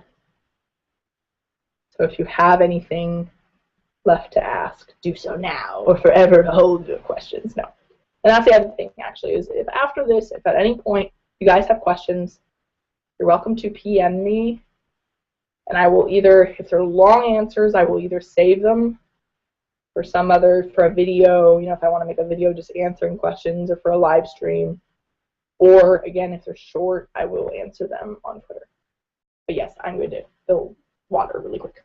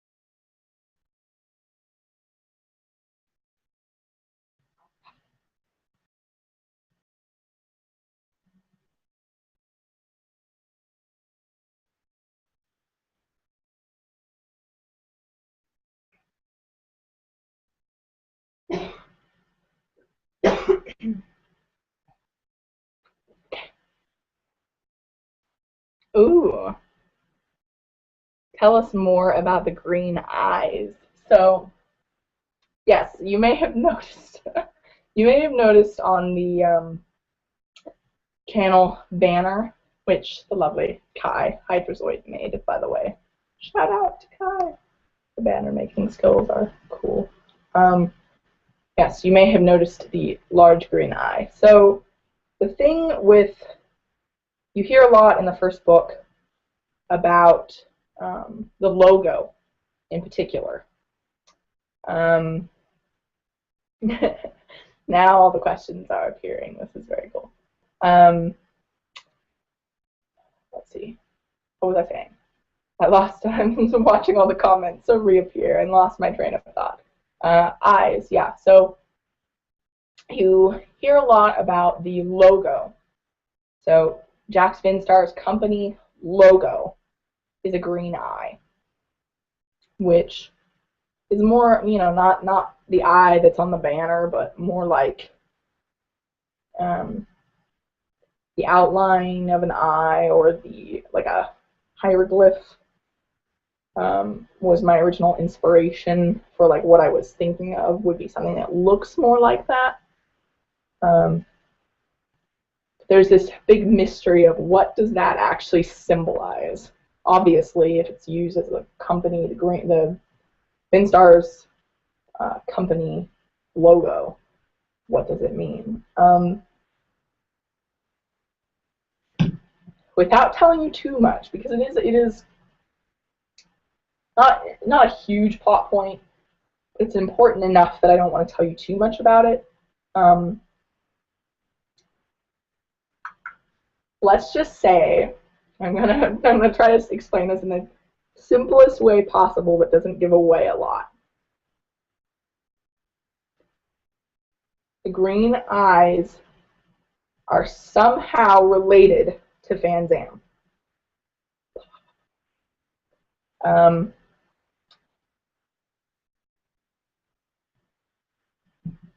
And I'll just say, because I've talked about how he has the pale eyes. No, his eyes were not originally green, so it's not that. But yes, it is. The green eyes are connected to him. The green eye logo exists because of something about Fanzam. And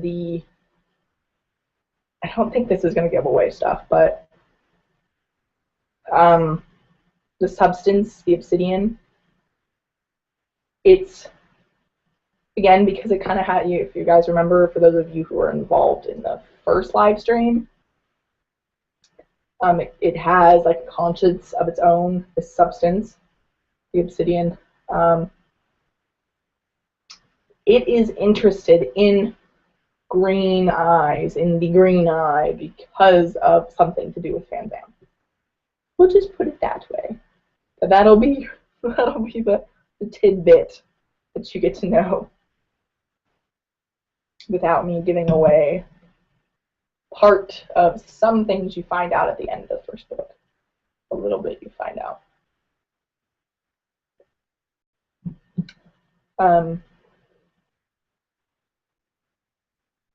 Yeah, we'll just, yeah, I'm not gonna, I thought about other things, and I'm like, no, that's gonna give away too much. Zambans will conquer the world, or at least the fandom will grow fairly big. Oh my gosh. Yeah, I cannot express, like, I don't know how most people who write, like, how they feel about it, but I am just so excited to be involved, like, with you guys and with people that are interested in it. I just think we could have a lot of fun. Just, it's a sort of thing, I guess it's hard to explain, but I feel like, yes, I write for, I do write for me, I write because I enjoy it, it's fun, but such a huge part of it is I don't feel like it's just for me. I feel like the characters are for other people, and are, they're meant to be shared, I guess, is the best way I can express it. So anytime I see little comments like that, it's just like, oh, yes, I want to share it with you. I have some, I think there will be some very interesting fandoms. Because again, I touched on this a little bit in the first live stream, but you know, I think, how did I phrase it? I think I said in the first live stream that I will pretty much support any fandoms that anybody who initiates any fandoms whatsoever within these stories, within the series. I will be behind. I will be supporting all of them because, yeah, chances are that I feel like I do that with anything that I like, any shows, any whatever. I'm intrigued to see all the different fandoms that pop up. So this will probably be no different because I feel like so many of the characters can, you know, I don't even know. Yeah, we're just. I'm having a moment. We're going to move on. I see a dog. Yes. She's chilling. She's chilling back here. Let's see if. Oh, we scratch. Ooh. Ooh. We're doing the leg thing. Oh. Yes, this is a biscuit, for those of you that do not know. This is Dear Miss Biscuit. Does Fanzam's eyes kind of look like Neji's eyes? Yeah, actually that's kind of,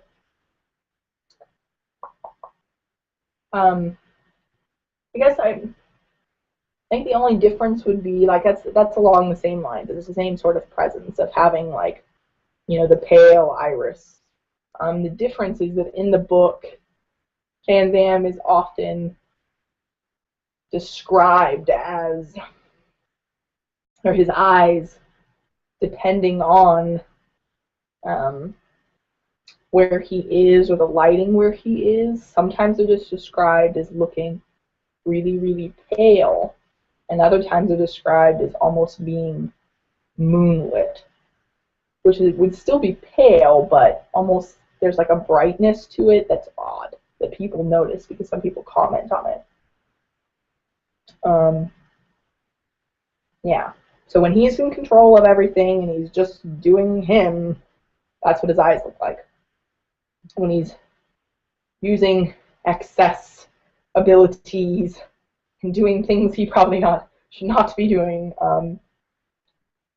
his eyes get the murky hue where you have the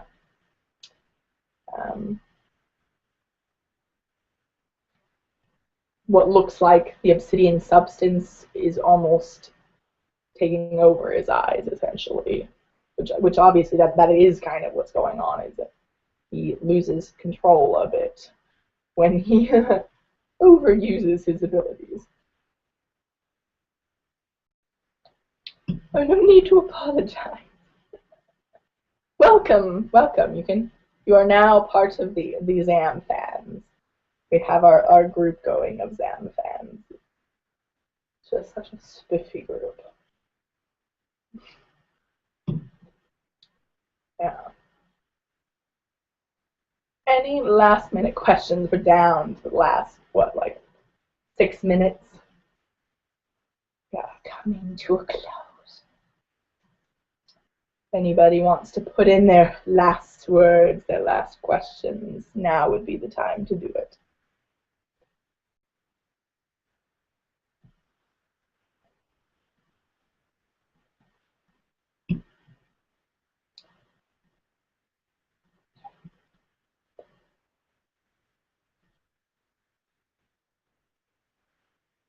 And all I can really say about, I guess, where the series is going is that something that's so fun for me, like working ahead and figuring out, you know, the plot, all the stuff with the other books, is that it's so interesting now to look where this is going and all the things that they don't know about in the first book.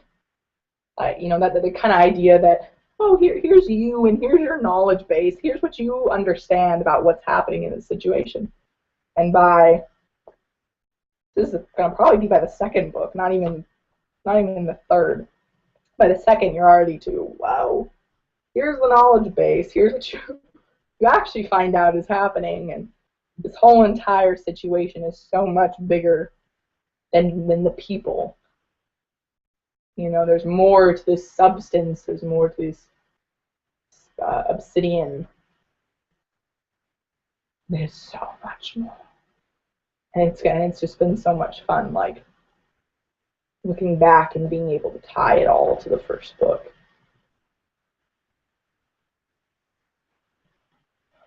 I'm looking forward to writing it. I want to write it. Why do I have to do a master's thesis? How will the book end? So I very, very briefly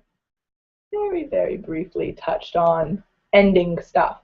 So I had mentioned that the very first book ends on kind of a higher note, like a hopeful note. Because again, the first book, you have Fanzam and Jax are missing. And so the entire premise of the first book is the best friend, Fanzam's best friend Zeeth, is like, where the hell did they go? I need to find them. I've been searching forever. This is stupid. Why can't I find them? And you come to the end of the first book, and you end on that kind of hopeful note, because the second book is when they go and actually find him. The ending of the entire series, which I also briefly sort of mentioned, was that I can't, you know, there's not like a definitive way it's going to end, I guess. Or not that I can say here. Yeah, I don't know. We can't ruin things. But what I will say is that I still am planning to, more and more, I'm liking the idea of doing a completely separate series of when they're older. So having this trilogy, ending it in a manner that will allow me to go and write something separate when they're older. So that doesn't really tell you how the book is going to end. All you know that shit's going to hit the fan, and it's going to get kind of crazy, and not that you don't already have that in the first book, but I think you're just going to have such a, things just get out of hand and get so much bigger, as I was saying before, just stuff they don't understand right now, they don't know exists in the first book. And it sort of, it humbles some characters.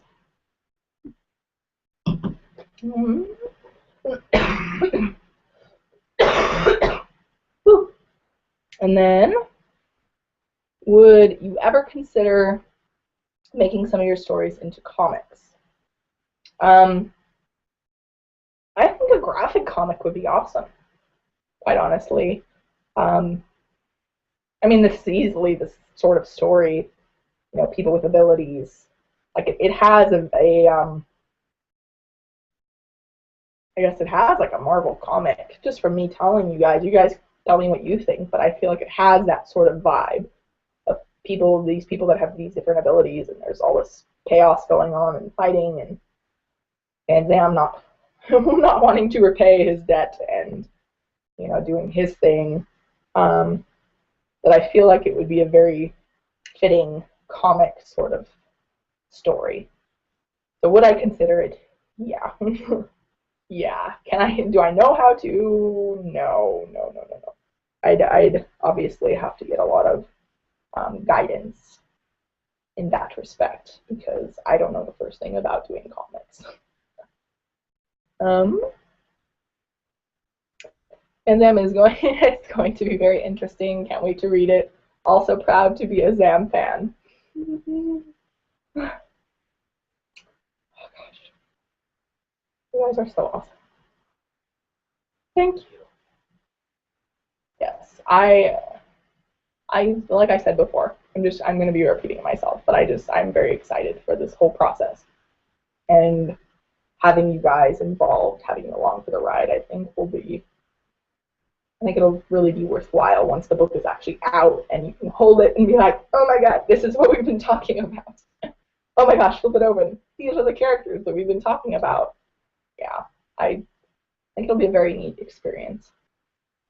Like, even for me, it's just going to be kind of surreal. That's what I'm expecting. Anyway, yeah, I think that about concludes our live stream this time. And in the future, we could easily do another one.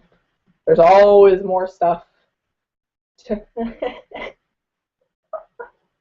please kill off Joffrey.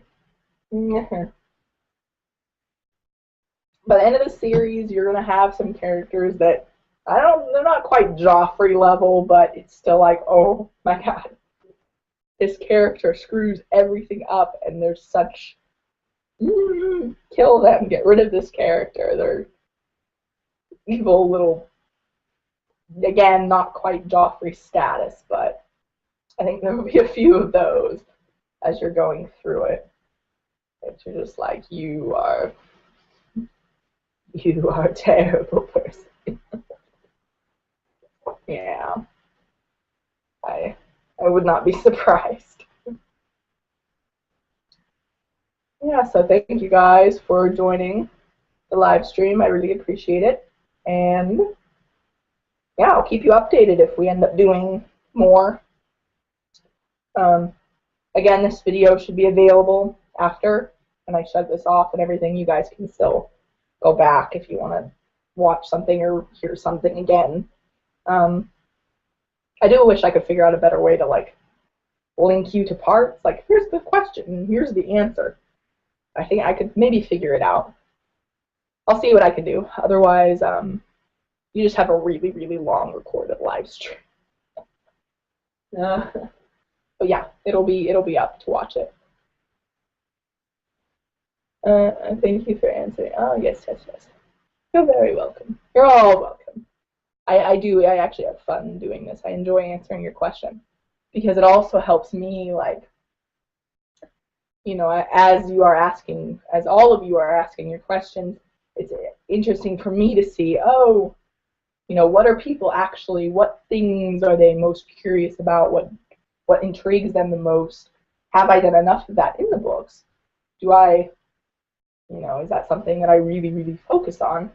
And it's just been interesting to compare, which I think so far, I think we're doing pretty good. Nobody's asked anything where I'm like, I didn't do that. So I think we are on good standing. Yeah. All right. So yeah, I will update you guys if we do live streams again. And yeah, I hope you enjoyed. And I am gonna go medicate myself for these allergies before I have another coughing fit. Yeah, that is the plan. All right. Bye, guys.